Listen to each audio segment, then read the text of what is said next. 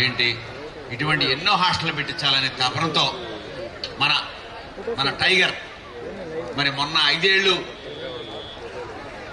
ప్రజలందరూ నరకవేదన పడ్డారు. మరి ఆయన గురించి కూడా మనం అంత నరకవేదన పడ్డాం.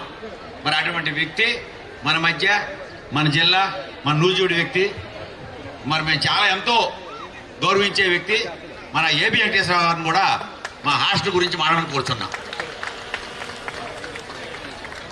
మూర్ఖుడైన ఒక రాజు కింద పనిచేయడం కంటే అడవికి వెళ్లి వ్యవసాయం చేయడమే ఉత్తమం అని ధైర్యంగా వ్యాఖ్యానించిన శ్రీ ఏబి వెంకటేశ్వరరావు గారిని మాట్లాడవలసిందిగా కోరుచున్నాం.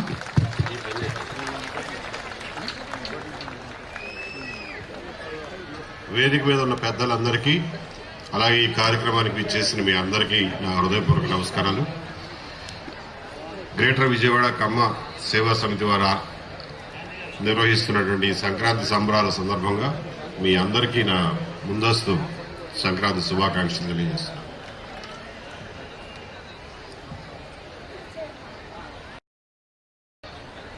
మిత్రులారా,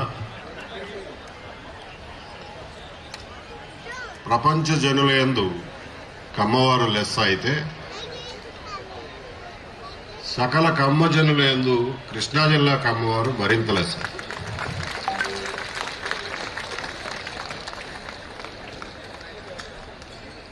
కృష్ణా గుంటూరు జిల్లాల కమ్మవారి గొప్పతనం గురించి, వారు సాధించినటువంటి విజయాల గురించి ఎంత చెప్పుకున్నా కానీ తరగదు. దానికి సమయం కూడా చాలదు. నేను మనం చేసుకోదలుచుకున్నది ఏంటంటే, దీని అంతటికీ కారణం మన పూర్వీకులు ఎంతో ఉన్నతమైనటువంటి ఆలోచనలతో, అభ్యుదయమైనటువంటి ఆలోచనలతో మన అందరికీ మార్గదర్శనం చూపించారు. ఆ మార్గదర్శకాలని మనం మర్చిపోకుండా, ఇదంతా మన గొప్పతనం అని భ్రమించకుండా, వాళ్ళు చూపించినటువంటి మంచి లక్షణాలని మన తర్వాత తరాలు కూడా అవలంబించేలాగా, ఆ లక్షణాలను అందిపుచ్చుకునేలాగా భవిష్యత్ తరాలని తీర్చిదిద్దే బాధ్యతను కూడా మనం తీసుకోవాల్సినటువంటి అవసరం. కాలక్రమేణా ఏది స్థిరంగా ఉండదు. అలాగే కమ్మవారి స్థితిగతులు కానీ, వారి స్థానాలు కూడా స్థిరంగా ఉండవు. ఈ రోజున చాలా వరకు కమ్మవారి పిల్లలు ఒక రకంగా బ్రెయిన్ డ్రెయిన్ అంటారు చూడండి, మేధో వలస, దానికి గురవుతున్నారు. బాగా చదువుకునే పిల్లలందరూ ఇక్కడ స్థానికంగా వాళ్ళకి తగినటువంటి అవకాశాలు లేక చాలా మంది బయట దేశాలకి, బయట రాష్ట్రాలకు వెళ్ళిపోవడం జరుగుతుంది. దానివల్ల ట్రెడిషనల్గా ఉన్నటువంటి కమ్మవారి స్థానం కానీ, సమతుల్యత కానీ దెబ్బతింటూ ఉండడం మనం గమనిస్తున్నాం. దీన్ని ఒక వాస్తవంగా, దీన్ని ఒక తప్పని పరిస్థితిగా మనం గ్రహించి, దీనికోసం ఏం చేయాలి, ఈ భర్తీని పూర్తి చేసుకోవడానికి ఏ రకంగా ముందుకు వెళ్ళాలి అనేది అందరూ ఆలోచించాల్సినటువంటి విషయం. దీనికి కూడా మారుతున్న కాలానికి అనుగుణంగా మారాల్సిన అవసరాన్ని మన పూర్వీకులు ఎప్పుడూ చెప్తూనే ఉండేవారు. ఇందాక కిషోర్ బాబు గారు చెప్పినట్లు దాదాపు 150 సంవత్సరాల నుంచి విద్య విషయంలోనూ, అలాగే ఎక్కడ అవకాశాలు దొరికితే అక్కడ వెళ్ళి ఆ అవకాశాలను అందిపుచ్చుకునే సోషల్ మొబిలిటీ, ఆ మైగ్రేటరీ నేచర్ని, అలాగే రిస్క్ టేకింగ్ ఎబిలిటీని, కష్టాలు రాగానే కుంగిపోకుండా ఉండేటటువంటి మానసిక స్థైర్యాన్ని మన పూర్వీకులు వాళ్ళ చేతల ద్వారా, వాళ్ళ ఉదాహరణల ద్వారా మన అందరిలోనూ ఉగ్గుపాలతో నేర్పించారు. కాబట్టి ఇన్నాళ్ళు ఇన్ని మారుతున్న పరిస్థితుల్లో ఈ కమ్యూనిటీ ఇంత గట్టిగా నిలబడగలిగింది. ప్రపంచంలో తనదంటూ ఒక ప్రత్యేకమైన స్థానాన్ని సంపాదించుకోగలిగింది. దాన్ని నిలబెట్టుకోవాల్సినటువంటి బాధ్యత ఈ తరాన్ని, వచ్చే తరాలకి అందజేయాల్సిన బాధ్యత కూడా ఈ తరాన్ని. చాలా మందికి కృష్ణా జిల్లా వాళ్ళ గురించి జనరల్గాను, ముఖ్యంగా కృష్ణా జిల్లా కమ్మవారి గురించి చాలా చులకనైనటువంటి భావం ఉంటుంది. ఏంటంటే, వీళ్ళు ట్రాన్స్పరెంట్గా తెల్ల చొక్కా వేసుకుని 100 రూపాయల కాగితం, గోల్డ్ ఫ్లేక్ సిగరెట్ పెట్టి కనపడేలాగా పెట్టుకుని తిరుగుతూ ఉంటారు, అంతకుమించి ఏమి చేయరు అని. అది వాస్తవం కాదని నేనేం చెప్పట్లా, వాస్తవమే.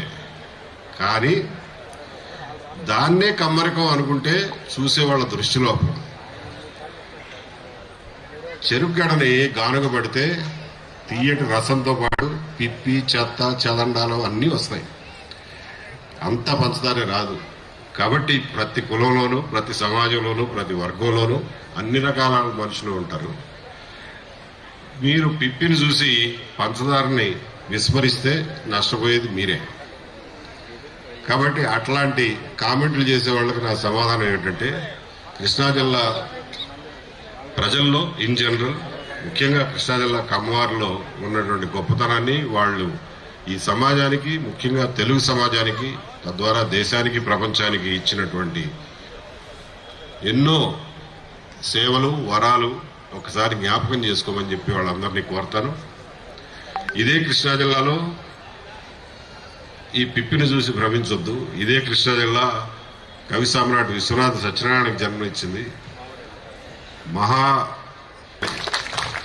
ఇదే జిల్లా గుడిపాటి వెంకటచలం గారిని పుట్టించింది, ఘంటసాల వెంకటేశ్వర గారిని పుట్టించింది, భోగరాజు పట్టాభి సీతారామయ్య గారిని పుట్టించింది. ఆయన పెట్టిన ఆంధ్ర బ్యాంక్ కూడా ఇవాళ పోగొట్టుకున్న దౌర్భాగ్యంలో ఈరోజు తెలుగు జాతి ఉంది. దమ్ముంటే ఆంధ్ర బ్యాంకుని మళ్ళా స్థాపించి చూపించండి. కృష్ణా జిల్లా వాళ్ళ మీద పడి ఆడవడం కాదు. కాబట్టి ఇలా కేఎల్ రావు గారు, ఇంకొక రామోజీరావు గారిని పుట్టించి చూపించండి ఎవరైనా దమ్ముంటే. కాబట్టి కృష్ణా జిల్లా వాళ్ళు ఎప్పుడూ ఎవరో ఏదో అన్నారని చెప్పి పొరపాటును కూడా చిన్నపుచ్చుకోకండి. మీకు మీ పూర్వీకులు ఇచ్చినటువంటి అపారమైన మేధో సంపత్తి, అలాగే అభ్యుదయ భావాలు, మార్గదర్శనం, చదువు మీద ఆసక్తి, దాదాపు బడి మధ్యలో మానేసినటువంటి కాకాని వెంకటరత్నం గారు ప్రతి ఊరికి వెళ్ళి అక్కడ కూర్చుని రైతులతోటి స్కూల్ కోసం భూమి ఇచ్చేదాకా వాళ్ళు మీ ఇంట్లోంచి కదలను అని చెప్పి బలవంతాన వాళ్ళందరితోనూ ప్రతి ఊళ్ళోనూ భూమి రాయించి గవర్నమెంట్ డబ్బులతో పాఠశాలలు కట్టించి ఆ రకంగా కృష్ణా జిల్లాని ఏ రకంగా అభివృద్ధి చేశారో మీ అందరికీ తెలుసు. అలాంటి కాకాని వెంకటరత్నం గారిని పుట్టించినటువంటి నేల ఇది. అలాగే పిన్ననేని కోటేశ్వరరావు కానీ, తర్వాత శుక్ర సత్యనారాయణ గారు కానీ ఎవరు ఇక్కడ నాయకులైనప్పటికీ కూడా కృష్ణా జిల్లాని నడిపించడానికి, కృష్ణా జిల్లాలో నాయకత్వం వహించడానికి కొన్ని బేసిక్ మినిమం క్వాలిటీస్ ఉంటాయి. ఆ క్వాలిటీ లేకపోతే ఎవడో నాయకుడు కాలేడు ఇక్కడ. ఆ బేసిక్ మినిమం క్వాలిటీస్ ఏంటన్న స్టాండర్డ్స్ కాకాని వెంకటరత్న గారు, పిన్ననేని కోటేశ్వరరావు, చంగోలు వెంకటరావు, మండల వెంకటకృష్ణారావు ఇలాంటి మహానుభావులు ఇక్కడ ఏర్పరిచారు. కాబట్టి అది మనం చేసుకున్నటువంటి అదృష్టం. మనం ఏమి కావాలని కృష్ణా జిల్లాలో పుట్టలేదు, కావాలని కమ్మకులంలో పుట్టలేదు. కృష్ణా జిల్లాలోనూ అందులోనూ కమ్మవారిలో ఉన్నటువంటి మంచి లక్షణాలను మనకి వచ్చినందుకు, ఆ అవకాశం మనకు కలిగినందుకు మనం సంతోషిస్తూ దేవుడికి దండం పెట్టుకుంటూ ఆ వాతావరణానికి మనం గర్విస్తూ ఆ వాతావరణాన్ని ఇంకా ముందు అదే వాతావరణాన్ని కొనసాగించే బాధ్యతను కూడా మనం తీసుకోవాలి. లేకపోతే ఎంత త్వరగా ఎదుగుతామో అంతకంటే త్వరగా పడిపోవడానికి కూడా ఎంతో కాలం పట్టదు. కాబట్టి అందరూ జాగ్రత్త వహించాల్సినటువంటి అవసరం ఎంతైనా ఉంది. ముఖ్యంగా గత 5 సంవత్సరాల్లో అయితే ఒక బహిరంగ యుద్ధాన్నే చూశారు. మీరు కమ్మకులం మీద ప్రకటించిన బహిరంగ యుద్ధాన్నే చూశారు. ఆ యుద్ధంలో దిగ్విజయంగా కృష్ణా జిల్లా వారు, కమ్మవారు, రాష్ట్రంలో ప్రజలందరూ గెలిచారు అని చెప్పి చెప్పుకోవడానికి కూడా మనం సంతోషించాలి. ఆ సందర్భంగా కూడా ఈ సంక్రాంతికి ఒక ప్రత్యేకత ఉంది. ఈ సంక్రాంతిని ఒక నిజమైన విమోచన దినోత్సవంగా, ఒక విముక్తి దినంగా మనం భావించాల్సిన అవసరం కూడా ఉంది. కానీ ఇదే సమయంలో నెవర్ అగైన్ మళ్ళా ఇటువంటి పరిస్థితి కలగకుండా ఉండాలంటే ఏం చేయాలి అనేది సమిష్టిగా ప్రజలందరూ ఆలోచించుకోవాల్సిన విషయం. కమ్మరికం మీద ప్రకటించిన యుద్ధం లాంటివి మళ్ళీ ప్రకటించే ధైర్యం ఎవడో చేయకుండా ఉండాలి అంటే ఏం చేయాలి అనే దిశానిర్దేశం చేసుకోవాల్సిన బాధ్యత కమ్మవారి మీద. దానికి కృష్ణా జిల్లా కమ్మవారు ఎంతవరకు నాయకత్వం వహిస్తారో లేకపోతే చొరవ తీసుకుంటారో వచ్చే రోజుల్లో మనం చూద్దాం. వాళ్ళని చొరవ ముఖ్యంగా ఈ కార్యక్రమం ఏర్పాటు చేసినటువంటి గ్రేటర్ విజయవాడ కమ్మ సేవా సమితి వాళ్ళ గురించి 2 మాటలు చెప్పకుండా ఉంటే నా తప్పిదం అవుతుంది. గత 100 సంవత్సరాల్లో 150 సంవత్సరాల్లో కమ్మవారు విద్యారంగంలో చేసినటువంటి కృషి ఎంత గొప్పదో అలాంటి విప్లవాత్మకమైనటువంటి కృషి ఈ గ్రేటర్ విజయవాడ కమ్మ సేవా సమితి వారు ఆడపిల్లల్ని తర్వాత మగపిల్లలు కూడా యాడ్ చేశారు. ఆడపిల్లల హాస్టల్ నడపడం ద్వారా ఒక విప్లవాత్మకమైనటువంటి ముందడుగుకి నాంది పలికారు. దాని గురించి ఇప్పటివరకు చాలా మంది చెప్పారు కాబట్టి నేను రిపీట్ చేయను. మామూలు జిల్లా పరిషత్ హై స్కూల్లో చదివిస్తూ పేద కమ్మవారి ఆడపిల్లల్ని కార్పొరేట్ స్కూళ్ళలో చదివే లక్షల రూపాయల ఫీజు చెల్లించి కార్పొరేట్ స్కూళ్లలో చదివే పిల్లలతో సమానంగా వాళ్ళకంటే ఇంకా ఉన్నతంగా ఎలా తీర్చిదిద్దొచ్చు అనేది దీని యొక్క సారాంశం. ఇందులో ప్రైవేట్ టీచర్లు లేరు, వాళ్ళకేమీ ఎక్స్ట్రా ఫుడ్ ఏం పెట్టడం లేదు, మనం వాళ్ళకేమీ ఎక్స్ట్రా నూరిపోయడం లేదు. కేవలం చదువు నేర్పించే చదువుకునేటటువంటి మార్గాన్ని, చదువుకునేటువంటి టెక్నిక్ని పెడాగోగి అంటారు చూడండి, ఆ చదువుకునేటటువంటి విధానాన్ని ఒక విప్లవీకరించారు. మీ అందరికీ ఎవ్వరికీ కనపడ్డాయినా తాతినేని విద్యాసాగర్ గారు అని చెప్పి ఒక అజ్ఞాత మేధావి, చాలా గొప్ప మనిషి. ఆయన రమ్మన్న రాడు, అందుకే నేను పిలవను, ఊరికే పేరు చెప్తున్నాను, గుర్తుపెట్టుకోండి. ఇది ఒక విప్లవాత్మకమైనటువంటి ముందడుగు. ఎలా అయితే కమ్మవారు గత 150 సంవత్సరాల్లో విద్య ద్వారా సమాజంలో అత్యంత ఉన్నతమైన స్థానానికి వెళ్ళగలిగారో, విద్యాసాగర్ గారు ప్రవేశపెట్టినటువంటి ఈ విద్య నేర్చుకునే విధానం రాబోయే రోజుల్లో విద్యారంగంలో, పెడాగోగీలో ఒక మైలురాయిగా నిలిచిపోతుందని, దీన్ని అందరూ అనుసరిస్తారు అనడంలో నాకు ఏమాత్రం సందేహం లేదు.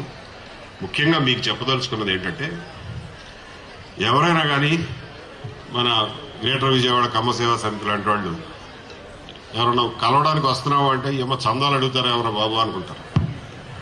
చందాలు అడగాల్సిన అవసరం లేకుండా వాళ్ళు చేసినటువంటి పని చూసిన ప్రతి వాళ్ళు వాళ్ళ చేతనైనంత వరకు బతిమాలి మరీ డబ్బులు ఇచ్చి సంస్థ ఏదైనా ఉందంటే ఈ గ్రేటర్ విజయవాడ కమ్మ సేవా సమితి.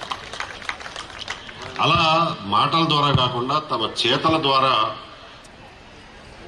సమాజంలో ఒక కొత్త మలుపును తీసుకొచ్చే కార్యక్రమాన్ని చేపట్టింది ఈ సంస్థ. అగైన్ అందుకే చెప్తున్నారు, కృష్ణా జిల్లా కమ్మవాళ్ళు అంటే ఆషమాషి కాదు. ఈ సందర్భంగా మీ అందరికీ మనవి చేసేది ఏంటంటే, మనందరం 90% మందికి అమ్మవారు మంచి ఉన్నతమైనటువంటి స్థానాల్లో ఉన్నారు, ప్రపంచవ్యాప్తంగా మంచి స్థానాల్లో ఉన్నారనేది నిర్వివాదాంశం, అది ప్రూవెన్. కానీ ఇప్పటికీ కూడా ఎన్నో ప్రాంతాల్లో పేద కమ్మవారి పిల్లలు కూలి పనులకు వెళ్తున్నారు. మిరపకాయ కోతలు లాంటివి,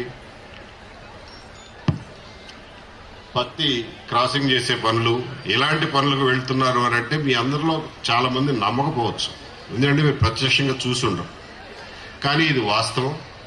పల్నాడు జిల్లాలో కొన్ని ప్రాంతాలు కానీ, అలాగే వెస్ట్ ప్రకాశం, వెస్ట్ నెల్లూరు ఈ ప్రాంతాల్లో కానీ, కర్నూలులో కొన్ని ప్రాంతాల్లో కానీ ఇటువంటి బాగా భేద స్థితిలో ఉన్నటువంటి అమ్మవారి పిల్లలు ఉన్నారు.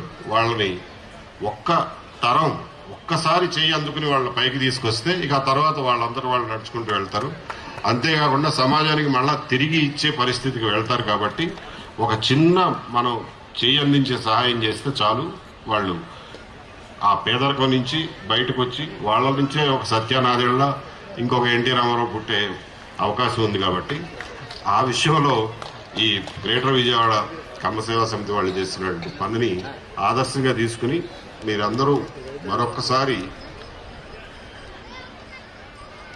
కమ్మరకాన్ని పునర్నిర్మించే కార్యక్రమంలో మీరు కూడా భాగస్వాములు అవుతారని చెప్పి కోరుకుంటూ, ఈ కార్యక్రమాన్ని ఇంత బాగా నిర్వహించి దిగ్విజయం చేసినటువంటి వారికి నా కృతజ్ఞతలు తెలియజేస్తూ సెలవు తీసుకుంటున్నాను. జై Hind. Thank you sir, thank you so much. చాలా మంచి విషయాలు చెప్పారు మా అందరికీ కూడా.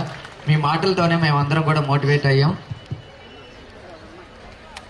మనం అందరం ఏబి వెంకటేశ్వరరావు ఏబి వెంకటేశ్వరరావు అంటాం, అందరికీ అదే తెలుసు. ఆలూరి బాల వెంకటేశ్వరరావు గారు చూశారా? ఆయన ఎటువంటి మంచి మాటలు, జాగ్రత్త, పండగ అనుకోమాకండి, ఆ పండగ వెళ్ళిపోద్దని కూడా చెప్పారు. మనకు గుర్తుందా? మనం ఒకళ్ళు ఒక ఓటు మార్చాలి, గుర్తుపెట్టుకోండి. మనలో మనం కాదు. ఆయన డ్రెస్ చూశారా? డ్రెస్ కోడ్ ఎవరో వేసిరాల స్టేజ్ మీద ఎవరో లేరు. ఇక్కడే ముందు ఎవరో ఉన్నారు. ఒక ఆయన ఈ పక్క వచ్చాడు, 50 వేలు చెక్కిస్తాను వచ్చాడు ఈయన. ఆయన ఆ డ్రెస్ వేసుకుని అట్లా ఎంతో తక్కువ మంది వచ్చారు. పండగ కాదు అసలు. ఈ మాటలు కూడా ఎలా చెప్పారు చూడండి. మనం ఎంత జాగ్రత్త అని చెప్పారు, ఎంత అనుభవం పోలీస్ ఆఫీసర్ అయినా. మీ ఇందాడే చెప్పాను మీకు నేను, మనం ఎంత 5 ఏళ్ళు నరకం చూసి నిద్రలో పోకుండా ఉన్నామో, ఆయన కూడా అంత అలాగా బాధపడ్డాడు మనలో ఒకళ్ళలాగా. మరి అందుకని ఆయన మేమంటే మాకు ఎంతో గౌరవం, మాకు చాలా మంచి మాటలు చెప్పాడు ఆయన. మనం కమ్మవీరుడిగా మేము పిలుచుకుంటున్నాం మా హాస్టల్. కమ్మవీరుడు పోతే ఉద్యోగం విన్నారా? ఏం పర్లా, ఆయనకి ఎక్కడ ఏం లేదు. ఆయన చేలోకి వెళ్ళి వ్యవసాయం చేసుకుంటాడు, ఇబ్బంది లేదు. మన దగ్గరికి వస్తూ ఉంటాడు, ఈ పిల్లల్ని చూసుకుంటూ ఉంటాడు. ఇంకా ఇటువంటి ఎన్నో హాస్టల్ ప్రమోషన్లో ఆయన ఉన్నాడు. ఇంకా అంతకన్నా ఏం కావాలి లైఫ్ ఎవరికైనా? ఎవరో మిగలం అయిపోవడం, కాల్ చేస్తారు, బూడిద పైకి వెళ్ళిపోతుంది. కరోనా, ఆ కరోనా కన్నా మించిన కరోనా వచ్చాడు మనకి. అయినా తట్టుకున్నాం. ఇంకా ఏమవుదో ధైర్యం కావాలి ముందు. ఈసారి ఆడాడే యుద్ధం చేస్తారు అంతే, ఆడాడే అందరూ. ఎందుకంటే మనం రాజకీయం కాదు కాబట్టి అవన్నీ చెప్పుకోవాలా, మాట్లాడుకోవాలా. మనం ఆయన ఇచ్చాడు కాబట్టి ఇస్తాం మనం.